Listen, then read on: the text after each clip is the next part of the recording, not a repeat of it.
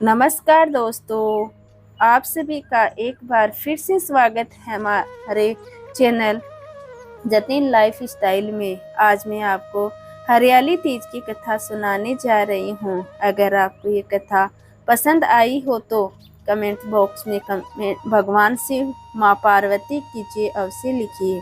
हरियाली तीज सावन के महीने में आने वाला त्योहार है जो देवी पार्वती को समर्पित है।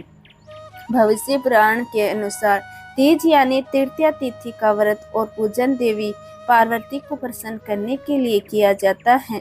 पुराणों के अनुसार चंद्रमा की 27 पत्नी है। इनमें चंद्रमा रोहिणी को सबसे अधिक प्रेम करते हैं।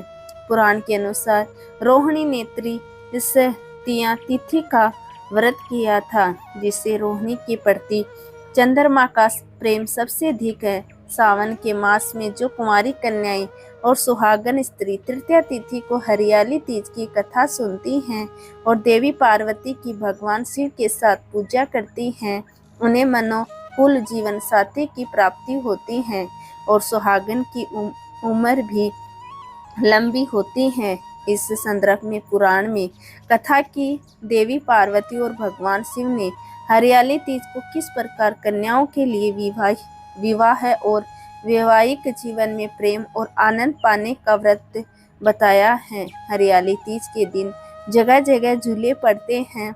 इस त्योहार में स्त्रियां हरा लहरिया या चुनरी में गीत गाती हैं, मेहंदी लगाती हैं, श्रृंगार करती हैं, झूला झूलती हैं और नाचती हैं। हरियाली तीज के दिन अनेक स्थानों पर मेले लगते हैं और माता पार्वती की सवारी पड़े धूमधाम से निकलती हैं।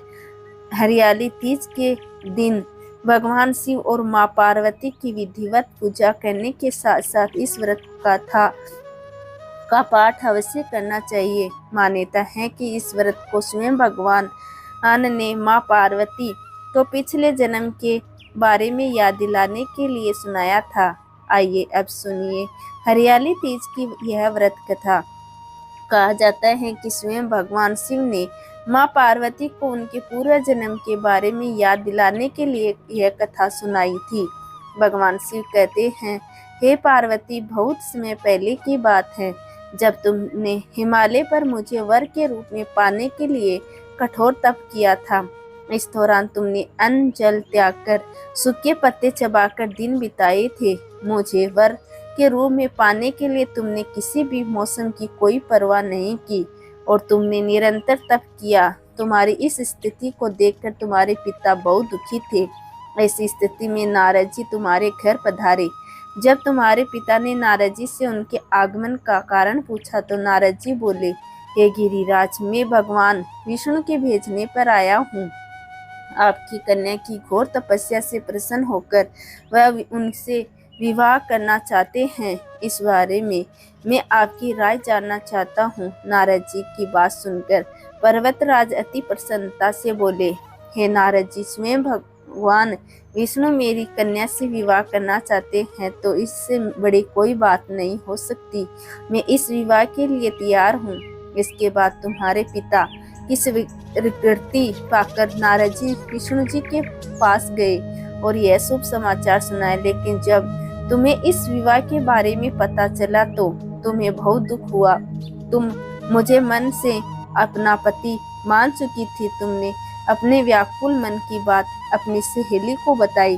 तुम्हारी सहेली ने सुझाव दिया कि वह तुम्हें एक घनघोर वन में ले जाकर छुपा देगी और वहां रहकर तुम शिव जी को प्राप्त करने की साधना करना। इसके बाद तुम्हारे पिता तुम्हें घर में ना पाकर बड़े चिंतित हुए और दुखी हुए। वह सोचने लगे कि यदि विष्णु जी बारात लेकर आ गए और तुम घर पर ना मिली तो क्या होगा। उन्होंने तुम्हारी खोज में धरती पाताल एक करवा दिए, लेकिन तुम उन्हें नहीं मिली। तुम वन में एक गुफा के भीतर मेरी आराधना में लीन थी। तृतीया शुक्ल को तुमने रेत के एक शिवलिंग का निर्माण कर मेरी आराधना की, जिससे प्रसन्न होकर मैंने तुम्हारी मनोकामना पूर्ण की। इसके बाद तुमने अपने पिता से कहा कि पिताजी, मैंने अपने जीवन का लंबा समय भगवान शिव की तपस्या में बिताया है और भगवान शिव ने मेरी तपस्या से प्रसन्न होकर मुझे स्वीकार भी कर लिया है।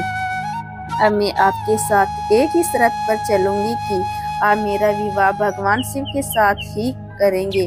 पर्वतराज ने तुम्हारी इच्छा स्वीकार कर ली और तुम्हारे घर वापस ले गए। कुछ समय बाद उन्होंने पूरी विधि विधान से हमारा विवाह किया।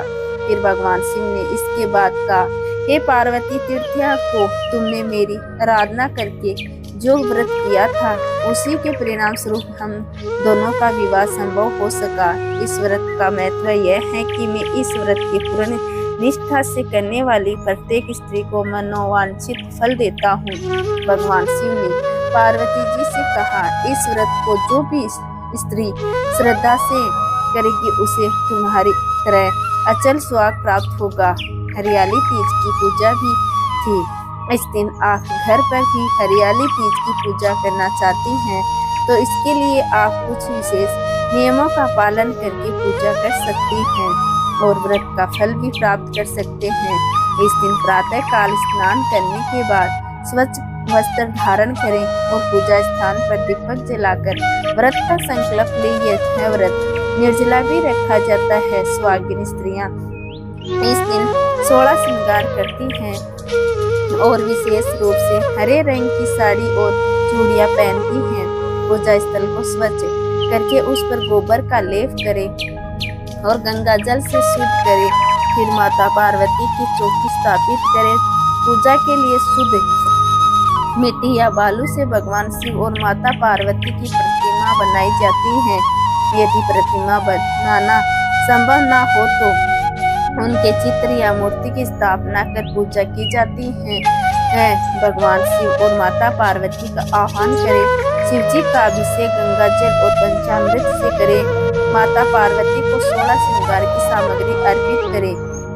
बेलपत्र, धतूरा, फल फूल, चंदन, अजर, नैवेद्य और सुपारी से पूजन करें।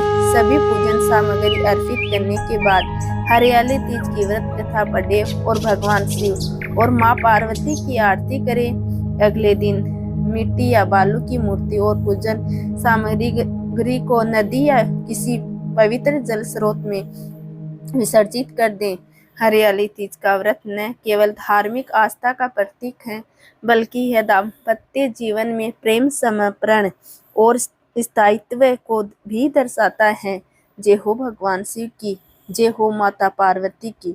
आपको ये वीडियो पसंद आया हो तो कमेंट बॉक्स में कमेंट करके जरूर बताएं और साथ ही साथ मेरे चैनल जतिन लाइफ स्टाइल को सब्सक्राइब करना ना भूलें। धन्यवाद दोस्तों।